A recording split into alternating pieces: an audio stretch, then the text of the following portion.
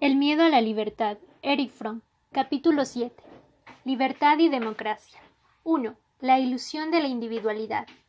En los capítulos anteriores he tratado de mostrar cómo ciertos factores propios del sistema industrial moderno en general y de su fase monopolista en particular conducen al desarrollo de un tipo de personalidad que se siente impotente y sola, angustiada e insegura.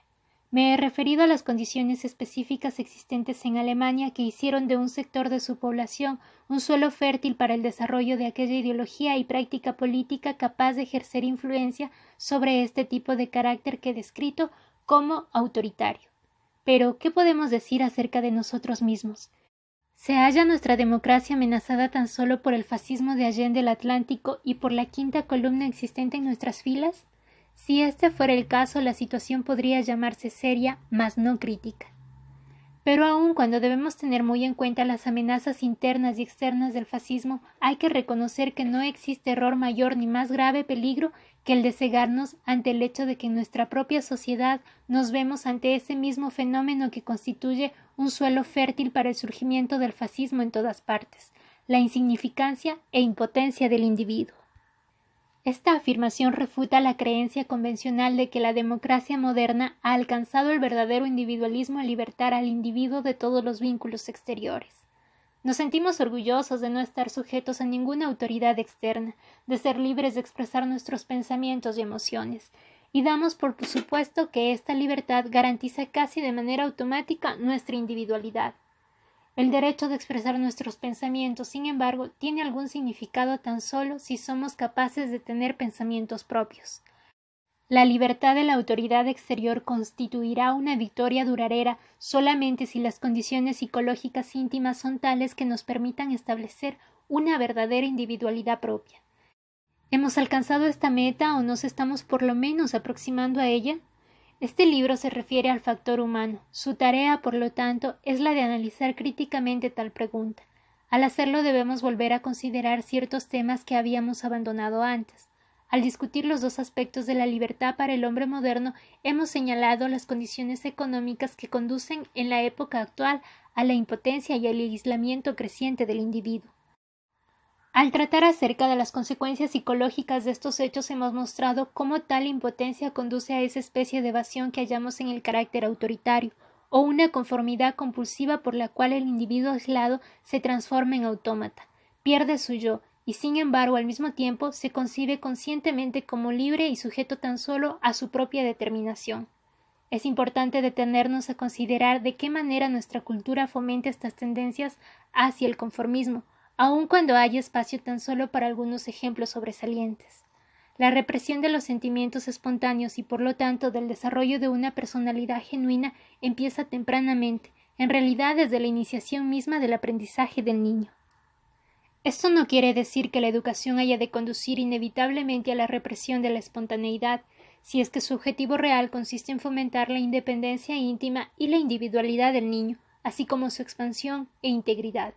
Las restricciones que tal forma de educación puede verse obligada a imponer al niño durante su desarrollo constituyen tan solo medidas transitorias que en realidad sirven para apoyar el proceso de crecimiento y expansión.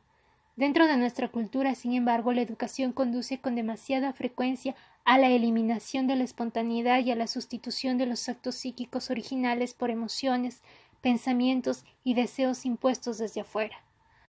Por original no quiero significar, como ya se ha señalado, que una idea no haya sido pensada antes por algún otro, sino que se origina en el individuo, que es el resultado de su propia actividad y que en este sentido representa su pensamiento. Para elegir un ejemplo al azar, una de las formas más tempranas de represión de sentimientos se refiere a la hostilidad y la aversión. Muchos niños manifiestan un cierto grado de hostilidad y rebeldía como consecuencia de sus conflictos con el mundo circundante, que ahoga su expansión y frente al cual, siendo más débiles, deben ceder generalmente. Uno de los propósitos esenciales del proceso educativo es el de eliminar esta reacción del antagonismo. Los métodos son distintos, varían desde las amenazas y los castigos que aterrorizan al niño hasta los métodos más sutiles de soborno o de expiación que lo confunden e inducen a hacer abandono de su hostilidad. El niño empieza así a eliminar la expresión de sus sentimientos y con el tiempo llega a eliminarlos del todo. Juntamente con esto se le enseña a no reparar en la existencia de hostilidad y falta de sinceridad en los demás. Algunas veces esto no resulta tan fácil, puesto que los niños se hallan dotados de una cierta capacidad para advertir en los demás tales cualidades negativas, sin dejarse engañar tan fácilmente por las palabras, tal como ocurre generalmente entre los adultos. Ellos siguen sintiendo aversión hacia alguien, entre comillas, sin razón alguna. Si aceptamos el motivo muy sólido de que sienten la hostilidad o la falta de sinceridad que irradia de tal persona, muy pronto esta reacción es desaprobada y no pasará mucho tiempo antes de que el niño alcance, entre comillas, la madurez del adulto medio y pierda la capacidad de discriminar entre una persona decente y un hombre ruin, hasta tanto este último no haya cometido algún acto manifiesto.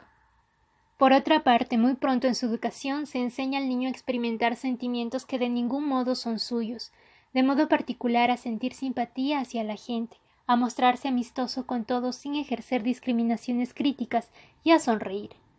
Aquello que la educación no puede llegar a conseguir se cumple luego por medio de la presión social. Si usted no sonríe se dirá que no tiene un carácter agradable.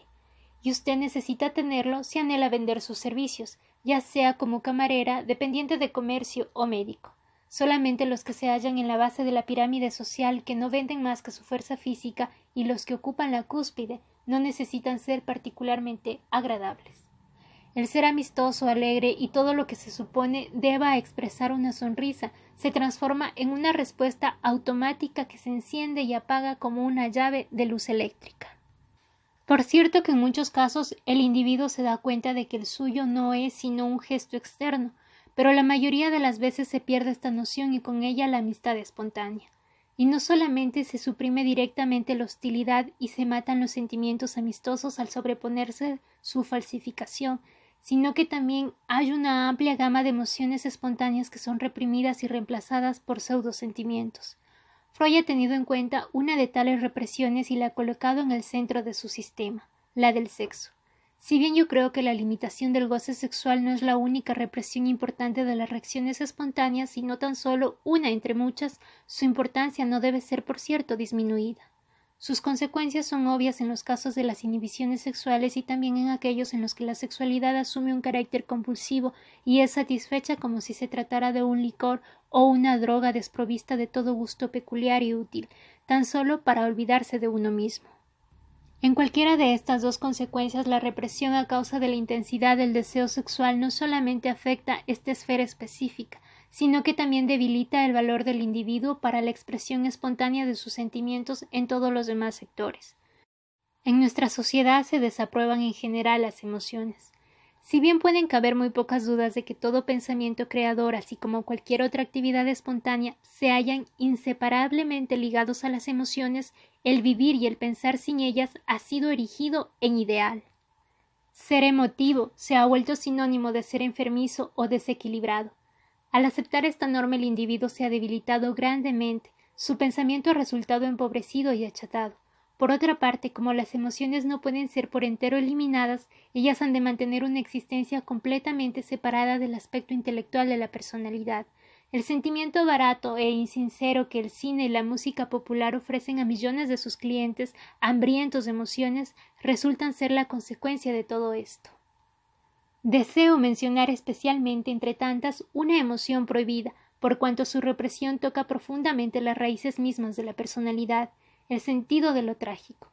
Como vimos en un capítulo anterior, la conciencia de la muerte y del aspecto trágico de la vida, poco importa que la percibamos en forma clara o oscura, constituye una de las características básicas del hombre. Cada cultura tiene su manera peculiar de enfrentar el problema de la muerte. En aquellas sociedades en las que el proceso de individuación ha progresado poco, el fin de la existencia individual no constituye un problema, puesto que la experiencia misma de esta vida no ha alcanzado todavía su desarrollo. No se concibe la muerte como esencialmente distinta de la vida. En cambio, en las culturas en que se observa un mayor desarrollo de la individuación se concede a este problema una consideración adecuada a la estructura psicológica o social de la cultura misma. Los griegos subrayan la importancia de la vida e imaginaban la muerte tan solo como una vaga y oscura continuación de la existencia. Los egipcios basaban sus esperanzas en la creencia en la indestructibilidad del cuerpo humano, o por lo menos del cuerpo de aquellos que durante su vida habían ejercido un poder indestructible. Los judíos admitían de manera realista el hecho de la muerte y podían reconciliarse con la idea de la destrucción de la vida individual por medio de la visión de un estado de felicidad y justicia que la humanidad sería finalmente capaz de alcanzar en este mundo. El cristianismo ha hecho de la muerte algo irreal y ha tratado de confortar al individuo desdichado prometiéndole una vida en el más allá. Nuestra época se limita simplemente a negar la muerte y con ella un aspecto fundamental de la vida. En lugar de dejar que la autoconciencia de la vida y del sufrimiento representaran uno de los incentivos más fuertes de la vida, la base misma de la solidaridad humana y la experiencia indispensable para proporcionar intensidad y profundidad a la felicidad y al entusiasmo, el individuo se ve obligado a reprimirla. Pero como siempre ocurre en la represión, la mera remoción de la superficie no anula la existencia de los elementos reprimidos. De este modo, el miedo a la muerte sigue viviendo entre nosotros una existencia ilegítima. Permanece activo a pesar del intento de negarlo, pero al ser reprimido queda estéril. Es una de las causas del achatamiento de las otras experiencias, de la inquietud que penetra en la vida y explica, me atrevo a decirlo, la exorbitante cantidad de dinero que la gente de este país paga por sus funerales.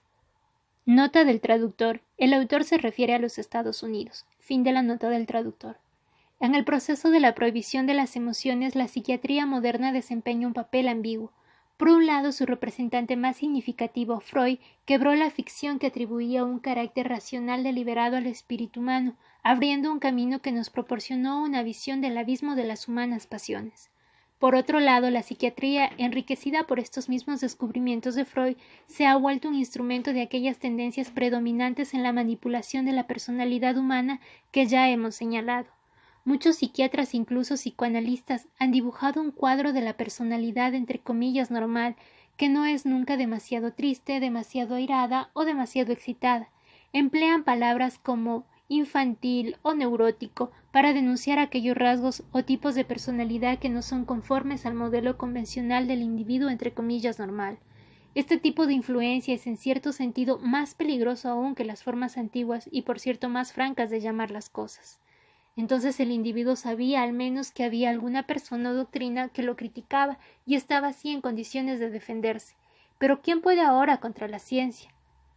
Ciencia entre comillas. Una tergiversación idéntica a la de los sentimientos y emociones sufre el pensamiento original. Desde los comienzos mismos de la educación, el pensamiento original es desaprobado, llenándose la cabeza a la gente con pensamientos hechos. ¿Cómo se logra esto con los niños pequeños? Es cosa muy fácil de observar. Llenos de curiosidad acerca del mundo, quieren asirlo física e intelectualmente. Se hallan deseosos de conocer la verdad, puesto que esa es la manera más segura para orientarse en un mundo extraño y poderoso. Pero no se los toma en serio, y a este respecto poco importa la forma que asuma tal actitud, de abierta desatención o de sutil condescendencia, forma usual de tratar a todos aquellos que carecen de poder, tales como los niños, los ancianos o los enfermos. Si bien este trato ya desalienta profundamente de por sí el pensamiento independiente, hay también una dificultad mayor, la insinceridad, a menudo no intencional, tan típica de la conducta del adulto medio hacia el niño.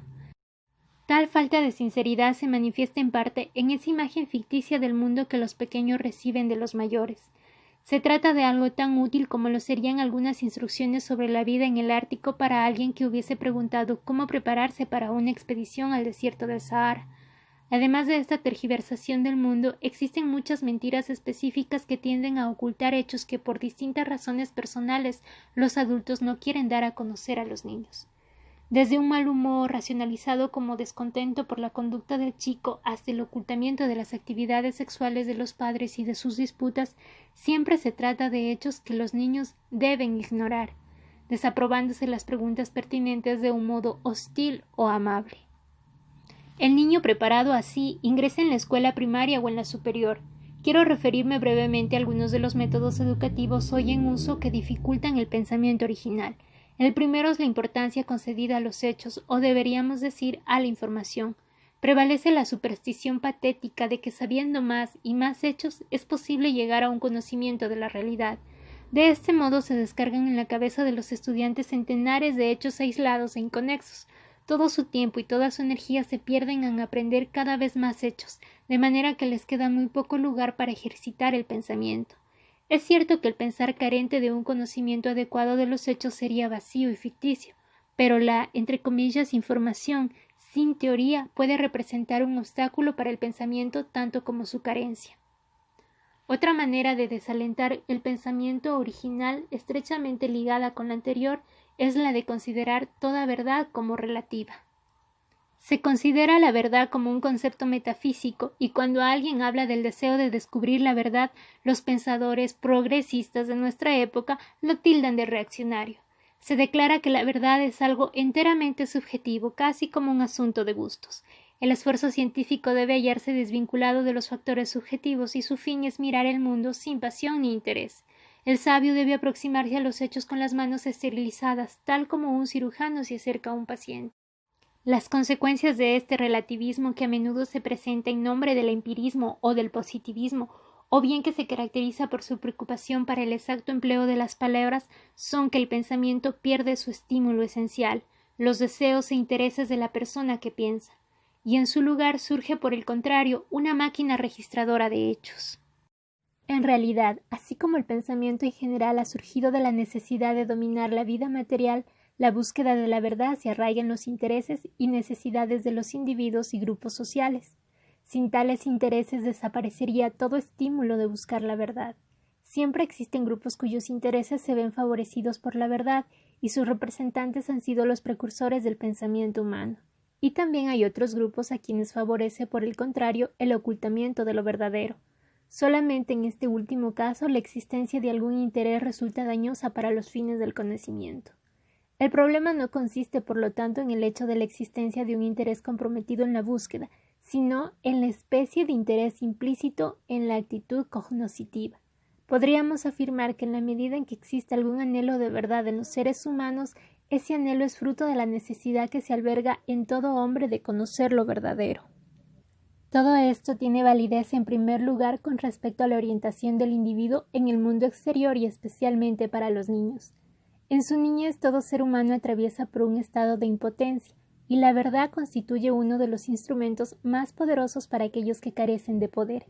Pero la verdad se halla conexa con los intereses del individuo, no solamente con respecto a su orientación en el mundo exterior, también su propio vigor depende en gran medida del alcance del conocimiento verdadero que posea acerca de sí mismo. Las ilusiones sobre la propia persona quizá puedan representar muletas útiles para aquellos que no están en condiciones de caminar solos, pero sin duda alguna aumentan la debilidad del individuo. Su máximo vigor se funda en el más alto grado de integración de la personalidad, y esto significa también máximo de transparencia para sí mismo. El conócete a ti mismo constituye uno de los fundamentales mandamientos capaces de asegurar la fuerza y la felicidad de los hombres. Además de los factores que acabamos de mencionar, existen otros que de una manera activa contribuyen a confundir lo que en el individuo medio queda de la capacidad de pensamiento original. Con respecto a todos los problemas básicos de la vida individual y social, a las cuestiones psicológicas, económicas, políticas y morales, un amplio sector de nuestra cultura ejerce una sola función, la de confundir las cosas. Un tipo de cortina de humo consiste en afirmar que los problemas son demasiado complejos para la comprensión del hombre común. Por el contrario, nos parecería que muchos de los problemas básicos de la vida individual y social son muy simples, tan simples que deberíamos suponer que todos se hallan en condiciones de comprenderlos. Hacerlos aparecer tan monstruosamente complicados que solo un, entre comillas, especialista puede entenderlos, y eso únicamente en su propia y limitada esfera, produce desconfianza en los individuos con respecto a su propia capacidad para pensar sobre aquellos problemas que realmente les interesan. Los hombres se debaten impotentes frente a una masa caótica de datos y esperan con paciencia patética que el especialista halle lo que debe hacer y a dónde debe dirigirse. Este tipo de influencia produce un doble resultado. Por un lado, escepticismo y cinismo frente a todo lo que se diga o escriba, y por el otro, aceptación infantil de lo que se afirme con autoridad. Esta combinación de cinismo y de ingenuidad es muy típica del individuo moderno. Su consecuencia esencial es la de desalentar su propio pensamiento y decisión. Otro modo de paralizar la capacidad de pensar críticamente lo hallamos en la destrucción de toda imagen estructurada del mundo. Los hechos pierden aquella calidad que poseen tan solo en cuanto constituyen partes de una estructura total y conservan únicamente un significado abstracto y cuantitativo. Cada hecho no es otra cosa que un hecho más, y todo lo que importa es si sabemos más o menos. La radio, el cine y la prensa ejercen un efecto devastador a este respecto. La noticia del bombardeo de una ciudad y la muerte de centenares de personas es seguida o interrumpida con todo descaro por un anuncio de propaganda sobre jabón o vino. El mismo anunciador, con esa misma voz sugestiva, insinuante y autoritaria que acaba de emplear para convencernos de la seriedad de la situación política, trata ahora de influir sobre su público acerca del mérito de determinada marca de jabón que ha pagado los gastos de las noticias radiales. Los noticieros cinematográficos nos presentan muestras de moda a continuación de escenas de buques torpedeados. Los diarios se refieren a las ideas vulgares o a los gustos alimentarios de alguna nueva estrella con la misma seriedad y concediéndole el mismo espacio con que tratan los sucesos de importancia científica o artística. A causa de todo esto dejamos de interesarnos sinceramente por lo que oímos. Dejamos de excitarnos, nuestras emociones y nuestro juicio crítico se ven dificultados, y con el tiempo nuestra actitud con respecto a lo que ocurre en el mundo va tomando un carácter de indiferencia y chatedad. En nombre de la libertad, la vida pierde toda estructura, pues se la reduce a muchas piezas pequeñas, cada una separada de las demás y desprovista de cualquier sentido de totalidad. El individuo se ve abandonado frente a tales piezas como un niño frente a un rompecabezas, con la diferencia, sin embargo, de que mientras éste sabe lo que es una casa y por tanto puede reconocer sus partes en la pieza del juego, el adulto no alcanza a ver el significado del todo, cuyos fragmentos han llegado a sus manos. Se halla perplejo y asustado y tan solo acierta a seguir mirando sus pequeñas piezas sin sentido. Lo que se ha dicho acerca de la carencia de originalidad en el pensamiento y la emoción también vale para la voluntad. Darse cuenta de ello es especialmente difícil. En todo caso, parecería que el hombre moderno tuviese demasiados deseos y que justamente su único problema residiese en el hecho de que, si bien sabe lo que quiere, no puede conseguirlo. Empleamos toda nuestra energía con el fin de lograr nuestros deseos y en su mayoría las personas nunca discuten las premisas de tal actividad, jamás se preguntan si saben realmente cuáles son sus verdaderos deseos, no se detienen a pensar si los fines perseguidos representan algo que ellos mismos desean. En la escuela quieren buenas notas y cuando son adultos desean lograr cada vez más éxito, acumular cada vez más dinero, poseer más prestigio, comprar mejores automóviles, ir a los mejores lugares y cosas semejantes. Sin embargo, cuando en medio de esta actividad frenética se detienen a pensar, hay una pregunta que puede surgir en su espíritu. Si consigo este nuevo empleo, si compro un coche mejor, si realizo este viaje, ¿qué habré obtenido? ¿Cuál es verdaderamente el fin de todo esto? ¿Quiero en realidad todas estas cosas? ¿No estaré persiguiendo algún propósito que debería hacerme feliz y que en verdad se me escapa de las manos apenas lo he alcanzado? Cuando surgen estas preguntas, se siente uno espantado, pues ponen en duda la base misma que sustenta toda la actividad del hombre, el conocimiento de sus mismos deseos. Por eso la gente tiende a liberarse lo más rápidamente posible de pensamientos tan inquietantes. Piensan que tales preguntas han venido a molestarlos a causa de algún cansancio o mal humor, y continúan así en la persecución de aquellos fines que siguen considerando propios. Y sin embargo todo esto apunta a una confusa revelación de la verdad, que el hombre moderno vive bajo la ilusión de saber lo que quiere, cuando en realidad desea únicamente lo que se supone socialmente ha de desear.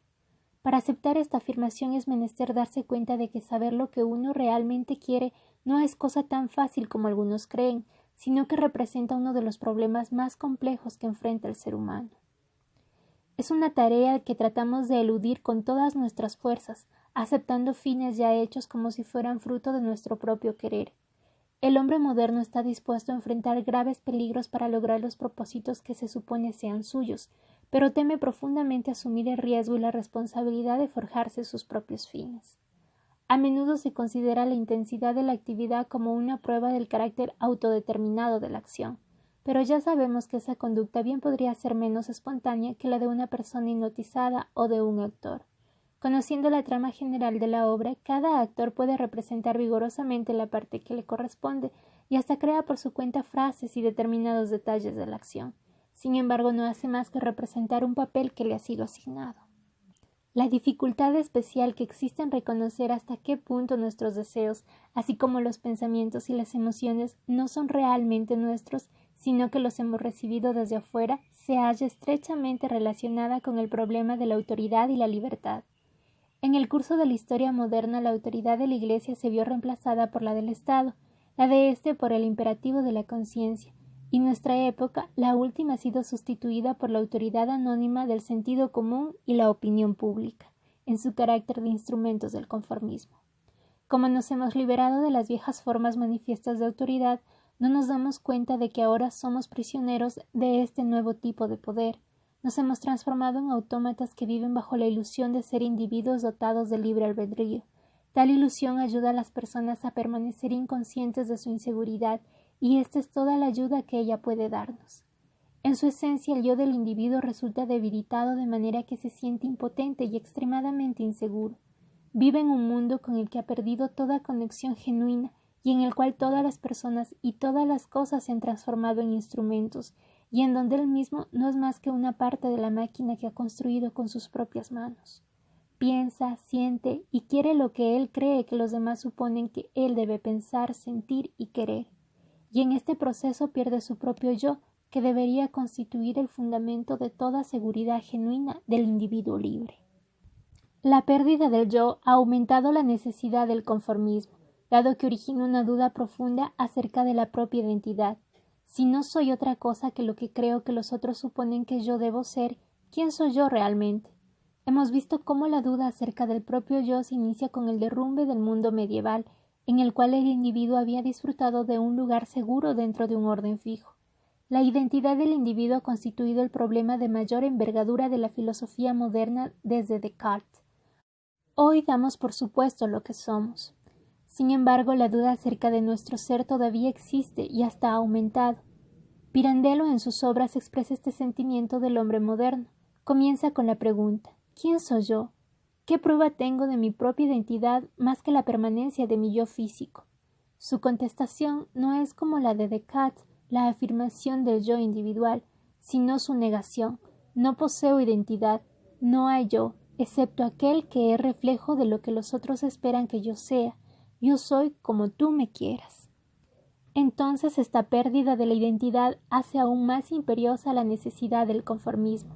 Significa que uno puede estar seguro de sí mismo solo en cuanto logra satisfacer las expectativas de los demás. Si no lo conseguimos, no solo nos vemos frente al peligro de la desesperación pública y de un aislamiento creciente, sino que también nos arriesgamos a perder la identidad de nuestra personalidad, lo que significa comprometer nuestra salud psíquica. Al adaptarnos a las expectativas de los demás, al tratar de no ser diferentes, logramos acallar aquellas dudas acerca de nuestra identidad y ganamos así cierto grado de seguridad. Sin embargo, el precio de todo ello es alto. La consecuencia de este abandono de la espontaneidad y de la individualidad es la frustración de la vida. Desde el punto de vista psicológico, el autómata, si bien está vivo biológicamente, no lo está ni mental ni emocionalmente. Al tiempo que realiza todos los movimientos del vivir, su vida se le escurre de entre las manos como arena. Detrás de una fachada de satisfacción y optimismo, el hombre moderno es profundamente infeliz. En verdad está al borde de la desesperación. Se aferra perdidamente a la noción de individualidad. Quiere ser diferente, y no hay recomendación mejor para alguna cosa que la de decir que es, entre comillas, diferente. Se nos informa del nombre individual del empleado del ferrocarril a quien compramos los billetes. Maletas, naipes y radios portátiles son personalizados colocándoles las iniciales de su dueño. Todo esto indica la existencia de un hambre de diferencia, y sin embargo se trata de los últimos vestigios de personalidad que todavía subsisten. El hombre moderno está hambriento de vida, pero puesto que siendo un autómata no puede experimentar la vida como actividad espontánea, acepta como sucedáneo cualquier cosa que pueda causar excitación o estremecimiento, bebidas, deportes o la identificación con la vida ilusoria de los personajes ficticios de la pantalla. ¿Cuál es entonces el significado de la libertad para el hombre moderno? Se ha liberado de los vínculos exteriores que le hubieran impedido obrar y pensar de acuerdo con lo que había considerado adecuado. Ahora sería libre de actuar según su propia voluntad si supiera lo que quiere, piensa y siente, pero no lo sabe. Se ajusta al mandato de autoridades anónimas y adopta un yo que no le pertenece. Cuanto más procede de este modo, tanto más se siente forzado a conformar su conducta a la expectativa ajena. A pesar de su disfraz de optimismo e iniciativa, el hombre moderno está abrumado por un profundo sentimiento de impotencia que le hace mirar fijamente y como paralizado las catástrofes que se le avecinan. Considerada superficialmente, la gente parece llevar bastante bien su vida económica y social. Sin embargo, sería peligroso no percatarse de la infelicidad profundamente arraigada que se oculta detrás del infierno del bienestar. Si la vida pierde sentido porque no es vivida, el hombre llega a la desesperación. Nadie está dispuesto a dejarse morir por inanición psíquica, como nadie moriría calladamente por inanición física. Si nos limitamos a considerar solamente las necesidades económicas en lo que respecta a las personas entre comillas normales, si no alcanzamos a ver el sufrimiento del individuo automatizado, entonces no nos habremos dado cuenta del peligro que amenaza nuestra cultura desde su base humana, la disposición a aceptar cualquier ideología o cualquier entre comillas líder, siempre que prometan una excitación emocional y sean capaces de ofrecer una estructura política y aquellos símbolos que aparentemente dan significado y orden a la vida del individuo. La desesperación del autómata humano es un suelo fértil para los propósitos políticos del fascismo. 1. Libertad y espontaneidad. Hasta ahora este libro ha versado acerca de un aspecto de la libertad, la impotencia y la inseguridad que sufre el individuo aislado en la sociedad moderna, después de haberse liberado de todos los vínculos que en un tiempo otorgaban significado y seguridad a su vida. Hemos visto que el individuo no puede soportar este aislamiento. Como ser aislado se halla extremadamente desamparado en comparación con el mundo exterior, que por lo tanto le inspira un miedo profundo. Además, la unidad del mundo se ha quebrado para él, y de este modo ya no tiene ningún punto firme para su orientación. Por eso se siente abrumado por la duda acerca de sí mismo, del significado de la vida, y por fin de todo principio rector de las acciones. Tanto el desamparo como la duda paralizan la vida, y de este modo el hombre para vivir trata de esquivar la libertad que ha logrado, la libertad negativa. Se ve así arrastrado hacia nuevos vínculos. Estos son diferentes de los vínculos primarios, de los cuales no obstante la dominación de las autoridades o del grupo social no se hallaba del todo separado. La evasión de la libertad no le restituye la seguridad perdida, sino que únicamente lo ayuda a olvidarse de que constituye una entidad separada.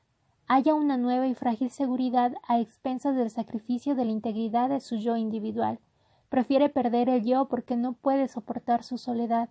Así la libertad, como libertad negativa, conduce hacia nuevas cadenas.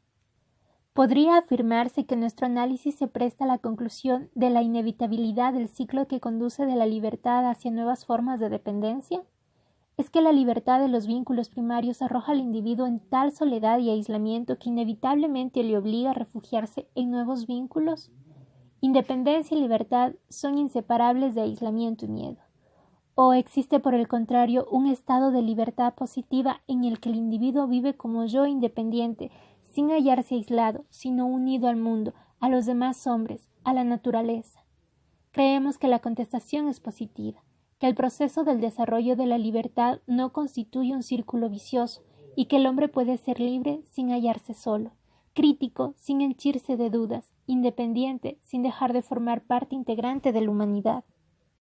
Esta libertad el hombre puede alcanzarla realizando su yo, siendo lo que realmente es. ¿En qué consiste la realización del yo? Los filósofos idealistas han creído que la autorrealización solo puede alcanzarse por medio de la intuición intelectual.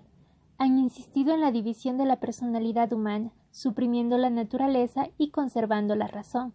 La consecuencia de esta separación fue la de frustrar no solamente las facultades emocionales del hombre, sino también las intelectuales.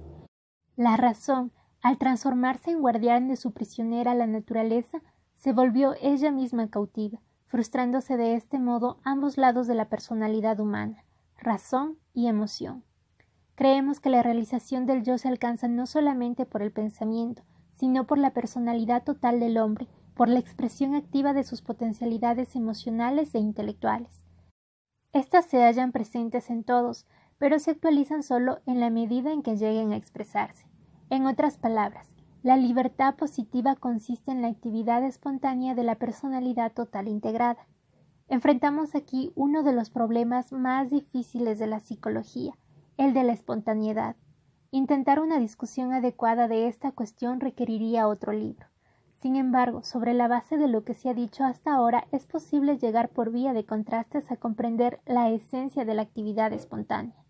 Esta no es la actividad compulsiva consecuencia del aislamiento e impotencia del individuo, tampoco es la actividad del autómata que no representa sino la adopción crítica de normas surgidas desde afuera. La actividad espontánea es libre actividad del yo e implica desde el punto de vista psicológico el significado literal inherente a la palabra latina sponte, el ejercicio de la propia y libre voluntad. Al hablar de actividad no nos referimos al a hacer algo, sino a aquel carácter creador que puede hallarse tanto en las experiencias emocionales, intelectuales y sensibles como en el ejercicio de la propia voluntad.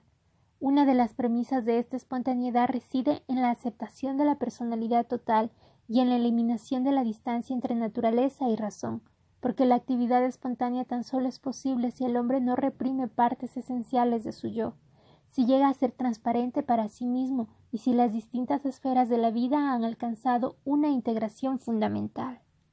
Si bien la espontaneidad es un fenómeno relativamente raro en nuestra cultura, no carecemos completamente de ella. Con el fin de contribuir a la comprensión de este problema, creo conveniente recordar al lector algunos ejemplos en los que a todos nos es dado sorprender un reflejo de espontaneidad. En primer lugar, conocemos la existencia de individuos que son o han sido espontáneos, personas cuyos pensamientos, emociones y acciones son la expresión de su yo y no la de un autómata. Tales individuos los conocemos sobre todo con el nombre de artistas. En efecto, el artista puede ser definido como una persona capaz de expresarse espontáneamente. Si esta fuera la definición del artista, Balzac se definía a sí mismo de esta manera.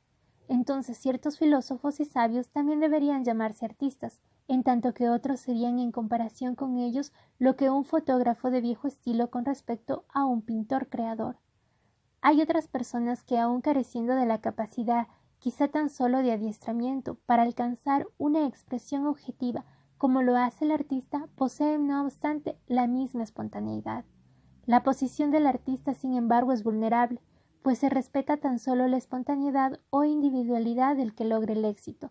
Si no alcanza a vender su arte, es para los contemporáneos un desequilibrado, un neurótico. Desde este punto de vista, el artista se halla en una posición similar a la del revolucionario a través de la historia. El revolucionario afortunado es un hombre de Estado, el que no alcanza el éxito, un criminal. Los niños pequeños ofrecen otro ejemplo de espontaneidad. Tienen la capacidad de sentir y pensar lo que realmente es suyo. Tal espontaneidad se manifiesta en lo que dicen y piensan, en las emociones que se expresan en sus rostros. Si se pregunta qué es lo que origina la atracción que los niños pequeños ejercen sobre tanta gente, yo creo que, prescindiendo de razones convencionales y sentimentales, debe contestarse que es ese mismo carácter de espontaneidad. Atrae profundamente a cualquiera que no esté tan muerto como para haber perdido la capacidad de percibirla.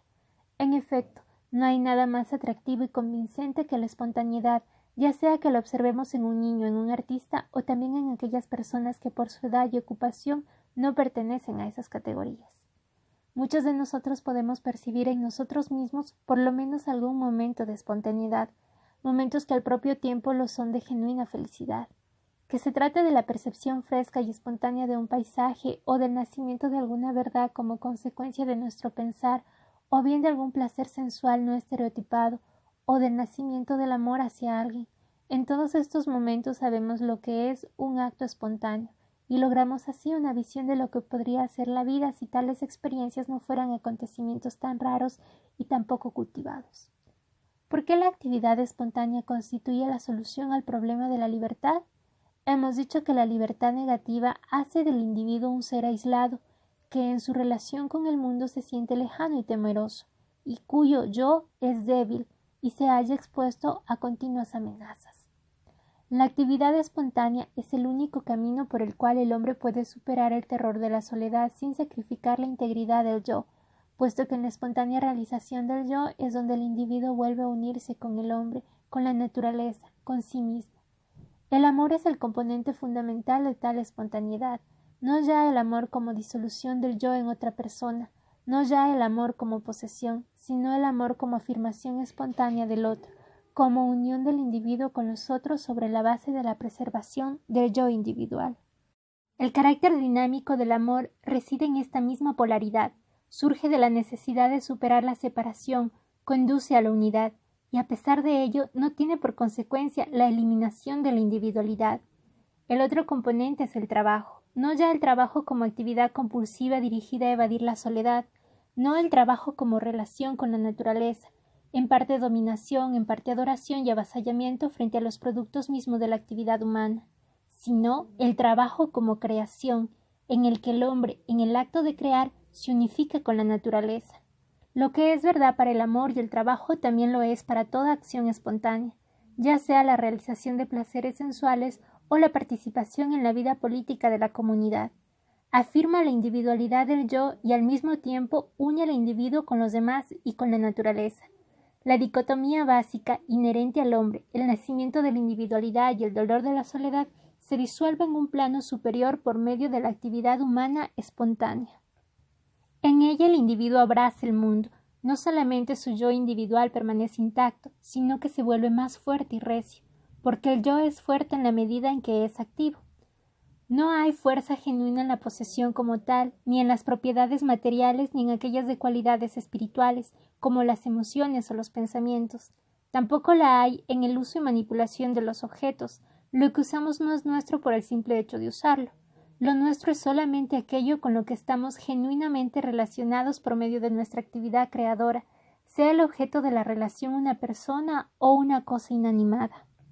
Solamente aquellas cualidades que surgen de nuestra actividad espontánea dan fuerza al yo y constituyen, por lo tanto, la base de su integridad. La incapacidad para obrar con espontaneidad, para expresar lo que verdaderamente uno siente y piensa, y la necesidad consecuente de mostrar a los otros y a uno mismo un pseudo-yo, constituyen la raíz de los sentimientos de inferioridad y debilidad. Seamos o no conscientes de ello, no hay nada que nos avergüence más que el no ser nosotros mismos. Y recíprocamente no existe ninguna cosa que nos proporcione más orgullo y felicidad que pensar, sentir y decir lo que es realmente nuestro. Todo ello significa que lo importante aquí es la actividad como tal, el proceso y no sus resultados. En nuestra cultura es justamente lo contrario lo que se acentúa más. Producimos no ya para satisfacción propia, sino con el propósito abstracto de vender nuestra mercadería. Creemos que podemos lograr cualquier cosa, material o inmaterial, comprándola, y de este modo los objetos llegan a pertenecernos independientemente de todo esfuerzo creador propio. Del mismo modo consideramos nuestras cualidades personales y el resultado de nuestros esfuerzos como mercancías que pueden ser vendidas a cambio de dinero, prestigio y poder. De este modo se concede importancia al valor del producto terminado en lugar de atribuírsela a la satisfacción inherente a la actividad creadora. Por ello el hombre malogra el único goce capaz de darle la felicidad verdadera, la experiencia de la actividad del momento presente, y persigue en cambio un fantasma que lo dejará defraudado apenas crea haberlo alcanzado, la felicidad ilusoria que llamamos éxito. Si el individuo realiza su yo por medio de la actividad espontánea y se relaciona de este modo con el mundo, deja de ser un átomo aislado. Él y el mundo se transforman en partes de un todo estructural, disfruta así de un lugar legítimo y con ello desaparecen sus dudas respecto de sí mismo y del significado de su vida. Ellas surgen del estado de separación en que se halla y de la frustración de su vida, cuando logra vivir no ya de manera compulsiva o automática, sino espontáneamente, entonces sus dudas desaparecen. Es consciente de sí mismo como individuo activo y creador y se da cuenta de que sólo existe un significado de la vida, el acto mismo de vivir. Si el individuo logra superar la duda básica respecto de sí mismo y de su lugar en la vida, si está relacionado con el mundo comprendiéndolo en el acto de vivir espontáneo, entonces aumentará su fuerza como individuo, así como su seguridad. Esta, sin embargo, difiere de aquella que caracteriza el estado preindividual, del mismo modo como su nueva forma de relacionarse con el mundo es distinta de la de los vínculos primarios. Esa nueva seguridad no se halla arraigada en la protección que el individuo recibe de parte de algún poder superior extraño a él. Tampoco es la seguridad en la que resulta eliminado el carácter trágico de la vida. La nueva seguridad es dinámica, no se basa en la protección, sino en la actividad espontánea del hombre. Es la que adquiere en cada instante por medio de tal esfuerzo. es la seguridad que solamente la libertad puede dar, que no necesita de ilusiones porque ha eliminado las condiciones que origina tal necesidad. La libertad positiva como realización del yo implica la afirmación plena del carácter único del individuo. Todos los hombres nacen iguales, pero también nacen distintos. La base de esa peculiaridad individual se halla en la constitución hereditaria, fisiológica y mental con la que el hombre entra en la vida, así como en la especial constelación de circunstancias y experiencias que le toca luego enfrentar. Esta base individual de la personalidad es tan distinta en cada persona como lo es en su constitución física. No hay dos organismos idénticos. La expansión genuina del yo se realiza siempre sobre esta base individual. Es un crecimiento orgánico el desplegarse de un núcleo que pertenece peculiarmente a una determinada persona y solamente a ella. Por el contrario, el desarrollo del autómata no es de carácter orgánico. El crecimiento de la base de la personalidad se ve obstruido, superponiéndose al yo auténtico un pseudo-yo, formado, como ya se ha visto, por la incorporación de formas extrañas del pensamiento y emoción. El crecimiento orgánico es sólo posible con la condición de que se acuerde un respeto supremo a la peculiaridad del propio yo, así como el de los demás. Este respeto por el carácter único de la personalidad, unido al afán de perfeccionarla, constituye el logro más valioso de la cultura humana y representa justamente lo que hoy se halla en peligro. El carácter único del yo no contradice de ningún modo el principio de igualdad. La tesis de que todos los hombres nacen iguales implica que todos ellos participan de las mismas calidades humanas fundamentales, que comparten el destino esencial de todos los seres humanos, que poseen por igual el mismo inalienable derecho a la felicidad y a la libertad. Significa además que sus relaciones recíprocas son de solidaridad y no de dominación o sumisión. Lo que el concepto de igualdad no significa es que todos los hombres sean iguales. Tal noción se deriva de la función que los individuos desempeñan actualmente en la vida económica. En la relación que establece entre vendedor y comprador, las diferencias concretas de personalidad son eliminadas. En esta situación interesa una sola cosa, que el primero tenga algo por vender y el segundo dinero para comprar. En la vida económica un hombre no es distinto de otro, pero sí lo es como persona real, y cultivar el carácter único de cada cual constituye la esencia de la individualidad. La libertad positiva implica también el principio de que no existe poder superior al del yo individual, que el hombre representa el centro y el fin de la vida, que el desarrollo y la realización del individual constituyen un fin que no puede ser nunca subordinado a propósitos a los que se atribuyen una dignidad mayor. Esta concepción puede originar serias objeciones. ¿No se postula con ello un egoísmo desenfrenado? ¿No representa la negación de la idea del sacrificio por un ideal? ¿No conducirá su aceptación a la anarquía? Todas estas preguntas ya han sido contestadas, implícita o explícitamente en la exposición anterior. Sin embargo, son tan importantes para nosotros que es menester realizar otro intento para aclarar aquellas respuestas y eliminar equívocos. Decir que el hombre no debiera sujetarse a nada superior a él mismo no implica negar la dignidad de los ideales. Por el contrario, constituye su afirmación más decidida. Esto nos obliga, sin embargo, a realizar un análisis crítico del ideal.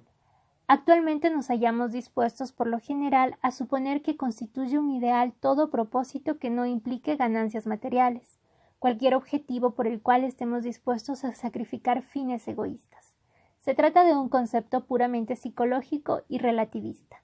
Según esta posición subjetivista, un fascista, impulsado por el deseo de subordinarse frente a un poder superior y al mismo tiempo por el de dominar a los demás, posee un ideal, del mismo modo como el que lucha por la libertad y la igualdad humanas. Nunca podrá resolverse el problema de los ideales sobre esta base. Es menester reconocer la diferencia que existe entre los ideales genuinos y los ficticios, distinción tan fundamental como la que se da entre lo verdadero y lo falso. Todos los ideales genuinos tienen esto en común, expresan el deseo de algo que todavía no se ha realizado, pero que es deseable para el desarrollo y la felicidad del individuo. Quizá no siempre sepamos qué es lo más adecuado para ese fin, quizá podamos discrepar acerca de la función de este o aquel ideal para el desarrollo humano, pues no existe ninguna razón en apoyo de un relativismo que nos prohíba conocer qué es lo que favorece a frustrar la vida. No siempre estamos seguros acerca de la salubridad de este o aquel alimento, y sin embargo no concluimos por ello que no existe ningún modo posible de reconocer la existencia del veneno. Análogamente podemos saber, si así lo deseamos, qué cosa representa un tóxico para la vida mental. Sabemos que la pobreza, la intimidación, el aislamiento están dirigidos contra la vida, que todo lo que sirva a la libertad y desarrolla el valor y la fuerza para ser uno mismo es algo en favor de la vida. Lo que es bueno o malo para el hombre no constituye una cuestión metafísica, sino empírica, y puede ser resuelta analizando la naturaleza del hombre y el efecto que ciertas condiciones ejercen sobre él. ¿Qué pensar entonces de aquellos, entre comillas, ideales que, como los del fascismo, se dirigen decididamente contra la vida? ¿Cómo podemos comprender el hecho de que haya hombres que los sigan tan fervientemente como los adeptos de ideales verdaderos siguen los suyos? Ciertas consideraciones psicológicas nos proporcionarán la respuesta a esta pregunta. El fenómeno del masoquismo nos muestra que las personas pueden sentirse impulsadas a experimentar el sufrimiento o la sumisión. No hay duda de que tanto estos como el suicidio constituyen la antítesis de los objetivos positivos de la vida, y sin embargo se trata de fines que pueden ser experimentados subjetivamente como satisfactorios y atrayentes. Tal atracción hacia lo que es más perjudicial para la vida es el fenómeno que merece con más derecho que todos los demás el nombre de la perversión patológica. Muchos psicólogos han supuesto que la experiencia del placer y el rechazo del dolor representan el único principio legítimo que guía la acción humana, pero la psicología dinámica puede demostrar que la experiencia subjetiva del placer no constituye un criterio suficiente para valorar en función de la felicidad humana ciertas formas de conducta. Un ejemplo de esto es el fenómeno masoquista. Su análisis muestra que la sensación de placer puede ser el resultado de una perversión patológica, y también que representa una prueba tan poco decisiva con respecto al significado objetivo de la experiencia, como el gusto dulce de un veneno para sus efectos sobre el organismo. Nota del autor. El problema que aquí se discute conduce a un tema de hondo significado y que por lo menos es necesario mencionar. ¿El problema ético puede ser aclarado por la psicología dinámica? Los psicólogos aportarán alguna ayuda en este sentido tan solo cuando puedan ver el significado de los problemas morales para la comprensión de la personalidad. Toda psicología, incluso la de Freud, que considere estos problemas en función del principio del placer, no logrará entender un importante sector de la personalidad y dejará libre el terreno para doctrinas morales de tipo dogmático y antiempírico. El análisis del amor de sí mismo, del sacrificio masoquista y del significado de los ideales que se ha proporcionado en este libro nos muestra ejemplos de este campo de la psicología y de la ética que merecerían ulterior desarrollo. Fin de la nota del autor. Llegamos así a definir como ideal verdadero todo propósito que favorezca el desarrollo, la libertad y la felicidad del yo, considerándose en cambio ficticios aquellos fines compulsivos e irracionales que, si bien subjetivamente representan experiencias atrayentes, como el impulso a la sumisión, en realidad resultan perjudiciales para la vida. Aceptada esta definición, se deduce que un ideal verdadero no constituye una fuerza oculta, superior al individuo, sino que es la expresión articulada de la suprema afirmación del yo. Todo ideal que se halla en contraste con tal afirmación representa por ello mismo no ya un ideal, sino un fin patológico. Con esto llegamos a otro problema, el del sacrificio. Nuestra definición de la libertad como rechazo de la sumisión a todo poder superior excluye el sacrificio, incluso el sacrificio de la propia vida.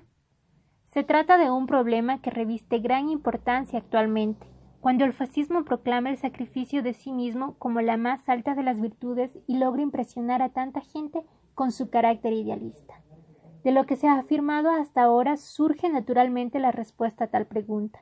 Hay dos tipos completamente distintos de sacrificio. Uno de los aspectos trágicos de la vida reside en el hecho de que las demandas de nuestro yo físico pueden entrar en conflicto con los propósitos de nuestro yo espiritual, pudiendo vernos así obligados a sacrificar el primero para asegurar la integridad del segundo. Es un sacrificio que no perderá nunca su carácter trágico. La muerte no es jamás dulce, aun cuando se le enfrenta en nombre del más alto de los ideales. Es atrozmente amarga y sin embargo puede constituir la afirmación extrema de nuestra individualidad. Tal sacrificio es fundamentalmente distinto del sacrificio que predica el fascismo. No se trata en este caso del más alto precio que puede ser pagado para afirmar el propio yo, sino de un fin en sí mismo. Este sacrificio masoquista busca el cumplimiento de la vida en su negación misma, en la aniquilación del yo. No es otra cosa que la expresión suprema de los propósitos del fascismo en todos sus aspectos, la destrucción del yo individual y su sumisión a un poder superior. Representa la perversión del sacrificio verdadero, así como el suicidio es la perversión extrema de la vida. El sacrificio genuino supone siempre un ilimitado anhelo de integridad espiritual. El de aquellos que la han perdido tan solo encubre su bancarrota moral. Queda por contestar una última objeción. Si se les permite a los individuos obrar libremente en el sentido de la espontaneidad, si los hombres no reconocen autoridad superior alguna a la de ellos mismos, ¿no surgirá inevitablemente la anarquía? En la medida en que este término se refiere al egoísmo irresponsable y a la destructividad, el factor determinante depende de la noción que se tenga acerca de la naturaleza humana. Yo solo puedo referirme a lo que se ha señalado en el capítulo concerniente a los mecanismos de evasión, a saber que el hombre no es ni bueno ni malo, que la vida posee una tendencia inherente al desarrollo, a la expansión, a la expresión de sus potencialidades, que si se frustra la vida, si el individuo se ve aislado, abrumado por las dudas y por sentimientos de soledad e impotencia, entonces surge un impulso de destrucción, un anhelo de sumisión o de poder. Si la libertad humana se establece como libertad positiva, si el hombre puede realizar su yo plenamente y sin limitaciones, habrán desaparecido las causas fundamentales de sus tendencias impulsivas asociales y tan solo los individuos anormales o enfermos representarán un peligro.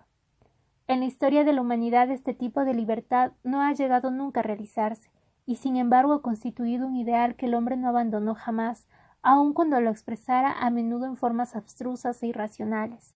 No hay razón para maravillarse de que la historia muestre tanta crueldad y destrucción. Si hay algo que nos puede sorprender y alentar, es el hecho de que la raza humana, a pesar de lo acontecido, ha mantenido y desarrollado aquellas cualidades de dignidad, valor, decencia y bondad que observamos en todo el curso de la historia y actualmente en innumerables individuos. Si entendemos por anarquía el no reconocimiento por parte del individuo de cualquier clase de autoridad, la respuesta a nuestra pregunta puede hallarse en lo que se ha dicho acerca de la diferencia entre autoridad racional e irracional. La primera, al modo de un ideal verdadero, entraña el propósito de desarrollar y expandir el yo individual. Por lo tanto, en principio nunca entra en conflicto con el individuo ni con sus fines reales no patológicos. La tesis de este libro es que la libertad posee un doble significado para el hombre moderno. Este se ha liberado de las autoridades tradicionales y ha llegado a ser un individuo, pero al mismo tiempo se ha vuelto aislado e impotente, tornándose el instrumento de propósitos que no le pertenecen, extrañándose de sí mismo y de los demás. Se ha afirmado además de que tal estado socava su yo, lo debilita y asusta, al tiempo que lo dispone a aceptar la sumisión a nuevas especies de vínculos. La libertad positiva, por otra parte, se identifica con la realización plena de las potencialidades del individuo, así como su capacidad para vivir activa y espontáneamente. La libertad ha alcanzado un punto crítico en el que, impulsada por la lógica de su dinamismo, amenaza transmutarse en su opuesto. El futuro de la democracia depende de la realización del individualismo, y este ha sido el fin ideológico del pensamiento moderno desde el Renacimiento. La crisis política y cultural de nuestros días no se debe, por otra parte, al exceso de individualismo, sino al hecho de que lo que creemos ser tal se ha reducido a una mera cáscara vacía. La victoria de la libertad es solamente posible si la democracia llega a constituir una sociedad en la que el individuo, su desarrollo y felicidad constituyan el fin y el propósito de la cultura, en la que la vida no necesite justificarse por el éxito o por cualquier otra cosa, y en la que el individuo no se vea subordinado ni sea objeto de manipulaciones por parte de ningún otro poder exterior a él mismo, ya sea el Estado o la organización económica. Una sociedad, por fin, en la que la conciencia y los ideales del hombre no resulten de la absorción en el yo de demandas exteriores y ajenas, sino que sean realmente suyos y expresen propósitos resultantes de la peculiaridad de su yo. Tales propósitos no pudieron realizarse plenamente en ninguno de los periodos anteriores de la historia moderna. Debieron permanecer en gran parte como fines ideológicos, pues faltaba la base material para el desarrollo de un genuino individualismo. Correspondió al capitalismo crear esa base. El problema de la producción ha sido resuelto, por lo menos en principio, y podemos profetizar un futuro de abundancia en el que la lucha por los privilegios económicos ya no será necesaria a consecuencia de la escasez. El problema que enfrentamos hoy es el de crear una organización de las fuerzas económicas y sociales capaz de hacer del hombre, como miembro de la sociedad estructurada, el dueño de tales fuerzas y no su esclavo. He subrayado el aspecto psicológico de la libertad, pero también he tratado de mostrar que el mismo no puede ser separado de la base material de la existencia humana, de la estructura económica, política y social de la colectividad. La consecuencia de esta premisa es que la realización de la libertad positiva y del individualismo se halla también conexa con los cambios económicos y sociales que permitirán al hombre llegar a ser libre, realizando su yo. No es propósito de este libro el tratar de los problemas económicos derivados de aquella premisa o el formular un esquema de los planes económicos para el futuro, pero me gustaría no dejar ninguna duda acerca de la vía en la que creo que ha de hallarse la solución. En primer lugar, debe afirmarse lo siguiente. No podemos, sin sufrir grave perjuicio, enfrentar la pérdida de ninguna de las conquistas fundamentales de la democracia moderna. Ya se trata del gobierno representativo, esto es, el gobierno elegido por el pueblo y responsable frente a él, o de cualquiera de los derechos garantizados a todo ciudadano por la Declaración de los Derechos del Hombre.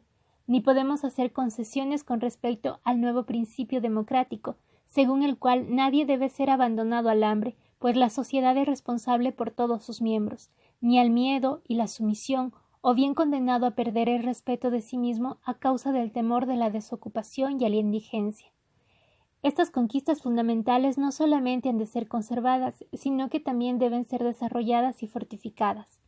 A pesar de haber alcanzado este grado de democracia, que sin embargo estamos aún muy lejos de haber puesto en práctica de manera completa, debe reconocerse que el mismo no es todavía suficiente.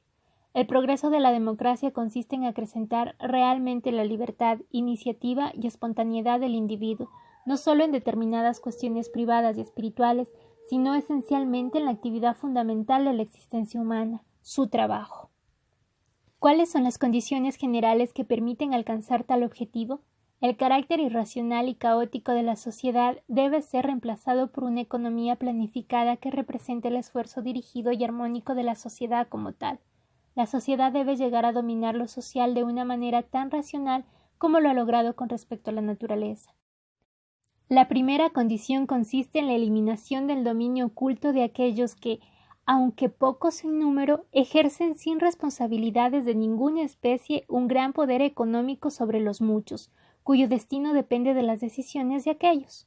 Podríamos llamar a este nuevo orden socialismo democrático, pero en verdad el nombre no interesa. Todo lo que cuenta es el establecimiento de un sistema económico racional que sirva a los fines de la comunidad. Hoy la gran mayoría del pueblo no solamente no ejerce ninguna fiscalización sobre la organización económica total, sino que tampoco disfruta de la oportunidad de desarrollar alguna iniciativa y espontaneidad en el trabajo especial que le toca hacer. Son empleados, y de ellos no se espera más que el cumplimiento de lo que se les ordene. Solamente en una economía planificada en la que toda la nación domine racionalmente las fuerzas sociales y económicas, el individuo logrará participar de la responsabilidad de la dirección y aplicar en su trabajo la inteligencia creadora de que está dotado. Todo lo que interesa es que se restituya al individuo la posibilidad de ejercer una actividad genuina, que, con los fines de la sociedad y los suyos propios, lleguen a ser idénticos, no ya tan solo ideológicamente, sino en la realidad, y que pueda aplicar activamente sus esfuerzos y su razón en su trabajo, realizándolo como algo por lo cual pueda sentirse responsable en tanto representa una actividad que posee sentido y propósitos en función de sus propios fines humanos. Debemos reemplazar la manipulación de los hombres por la cooperación activa e inteligente y extender el principio del gobierno del pueblo por el pueblo y para el pueblo, desde la esfera política formal a la económica. No es posible establecer únicamente en función de factores económicos y políticos si un determinado sistema contribuye o no a la causa de la libertad humana. El único criterio acerca de la realización de la libertad es el de la participación activa del individuo en la determinación de su propia vida y en la de la sociedad, entendiéndose que tal participación no se reduce al acto formal de votar, sino que incluye su actividad diaria, su trabajo y sus relaciones con los demás. Si la democracia moderna se limita a la mera esfera política, no podrá contrarrestar adecuadamente los efectos de la insignificancia económica del individuo común. Pero tampoco son suficientes los remedios meramente económicos, como el de la socialización de los medios de producción. No me estoy refiriendo ahora al empeño engañoso de la palabra socialismo, tal como ha sido aplicada por razones de conveniencia táctica en el nazismo. Me refiero a Rusia, donde el socialismo se ha vuelto un término ilusorio, pues aunque se ha realizado la socialización de los medios de producción, de hecho, una poderosa burocracia maneja la vasta masa de la población. Esto necesariamente impide el desarrollo de la libertad y del individualismo, aun cuando la fiscalización gubernamental pueda salvaguardar efectivamente los intereses económicos de la mayoría del pueblo. Nunca se ha abusado más que ahora de las palabras para ocultar la verdad. A la traición de los aliados se la llama apaciguamiento, a la agresión militar defensa contra los ataques. La conquista de naciones pequeñas es tildada de pacto de amistad y la supresión brutal de poblaciones enteras se efectúa en nombre del nacionalsocialismo. También las palabras democracia, libertad e individualismo llegan a ser objeto de tal abuso. Hay una sola manera de definir el verdadero significado de la diferencia entre fascismo y democracia. Esta constituye un sistema que crea condiciones políticas, económicas y culturales dirigidas al desarrollo pleno del individuo.